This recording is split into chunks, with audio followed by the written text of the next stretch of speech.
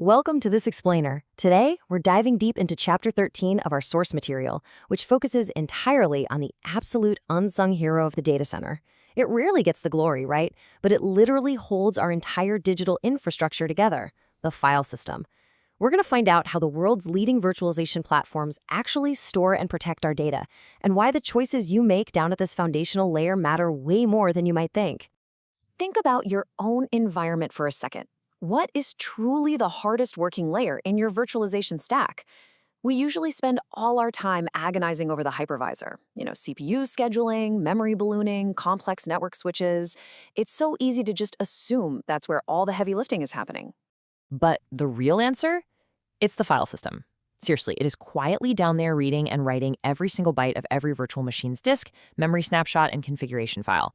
If this foundational layer fails, or even if it's just mismatched for your specific workload, the entire data center infrastructure collapses. You're looking at performance bottlenecks, metadata corruption, and snapshot sprawl that will literally eat your storage alive. So here's our roadmap for today. We're going to cover the hidden storage engine, the anatomy of VM storage, the major file system players, hyperconverged and proprietary systems, data integrity and efficiency, and finally, a framework for choosing your file system. All right, let's jump right into part one, the hidden storage engine. Think of the file system as the ultimate city planner of your storage infrastructure. It decides how land, which is your physical disk space, gets divided up into manageable plots or blocks. It dictates where buildings, representing your files, get constructed and exactly how the city maintains records of absolutely everything, which is your metadata. But most importantly, it dictates what happens when an earthquake, like a sudden power failure, hits mid-construction. A bad city plan, that leads to traffic jams and collapsed buildings, which, for us, means VM stalls and data corruption. A good plan keeps everything flowing perfectly. Moving on to part two, anatomy of VM storage. So why do standard file systems often totally buckle under the intense pressure of virtualized environments? Well, because a virtual machine isn't just one big monolithic file. It's actually a highly diverse collection of files with massive competing I/O demands all hitting at once. You've got your virtual disk files, which can be dozens of terabytes and demand heavy sequential and random I/O. But then you also have these tiny configuration files that demand hyper-reliable atomic writes just to prevent corruption. Add in snapshot delta files that grow constantly, massive memory state files that write gigabytes instantly, and hypervisor log files creating huge metadata overhead. Standard file systems just weren't built to juggle all that at once. Okay, part three, the major file system players. So who actually is built for this workload? First up, in the Microsoft corner, we have the legacy workhorse versus the modern answer. NTFS has been the default since 1993. It's incredibly reliable, sure, but it lacks native copy on write at the file system level, which makes snapshots really heavy and super slow. Enter RAFS, Microsoft's modern answer for Hyper-V. The real game changer here is its block cloning feature. When you take a checkpoint, instead of copying data, RAFS just creates a new reference to the existing blocks. So a checkpoint that might take minutes on NTFS, it completes in milliseconds on RAFS. It completely eliminates those massive I/O bottlenecks. Over in the Linux world, we're looking at XFS and ext4. Now, ext4 is the universal KVM default you'll find on Ubuntu and Debian. It's super mature, very reliable, but under extreme concurrency, its single global lock can actually become a massive bottleneck. And that's exactly why Red Hat made XFS their default. XFS uses allocation groups, basically independent sections of the file system that can be read and written concurrently without locking each other up. It essentially behaves like multiple independent file systems, which is exactly the kind of brilliant advantage a host running dozens of VMs needs. Then we have the absolute gold standard for data integrity in the open source world, ZFS. Instead of dealing with separate hardware RAID, volume managers, and file systems, ZFS just collapses all of that into a single cohesive layer.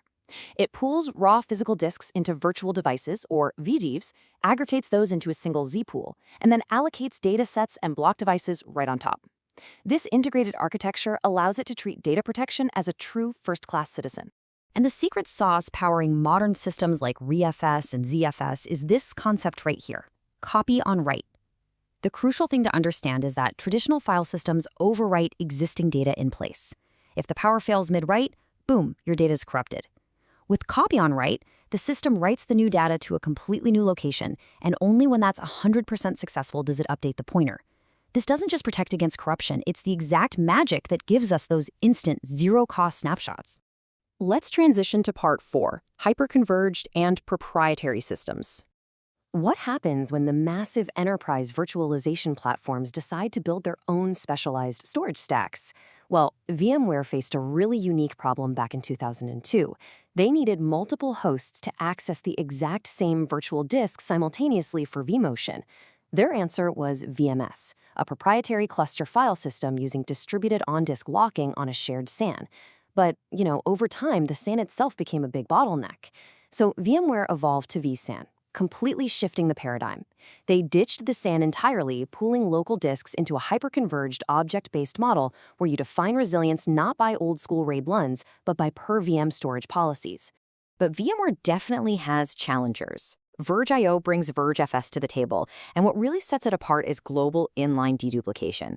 It deduplicates across the entirety of the cluster, not just a single node, which is incredibly efficient. On the flip side, Nutanix uses a fundamentally different philosophy with NDFS.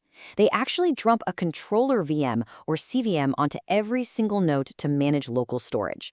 This bypasses the hypervisor entirely to give you predictable, bare metal-like latency, all while striping data across the cluster based on replication factors, basically deciding how many copies of your data exist across different nodes just to keep it all safe. Moving on to part 5, data integrity and efficiency. Let's address every IT administrator's worst nightmare: silent data corruption, also known as bit rot. This is terrifying. It happens when data changes value on the disk due to hardware faults, like a bad sector or a random DRAM bit flip. But the file system is completely clueless. It reports a successful read, but the data returned to your application is just wrong. Relying on basic file systems without checksuming leaves your most critical business data incredibly vulnerable to this. When you compare these platforms side by side, it's pretty wild.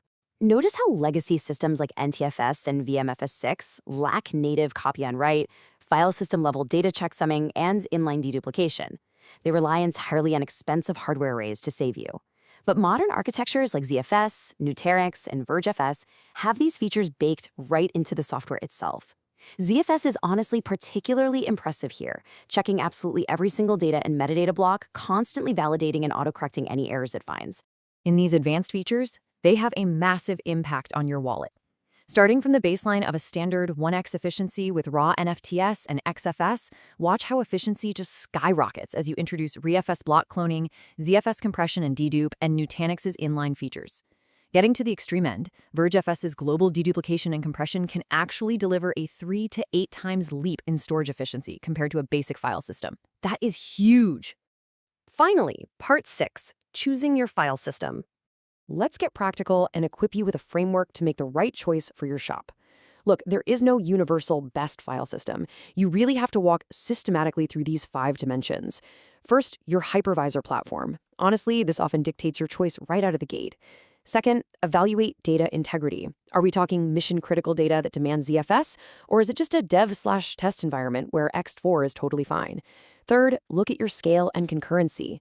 Fourth, assess your budget and licensing. Are we doing free open source or premium enterprise HCI?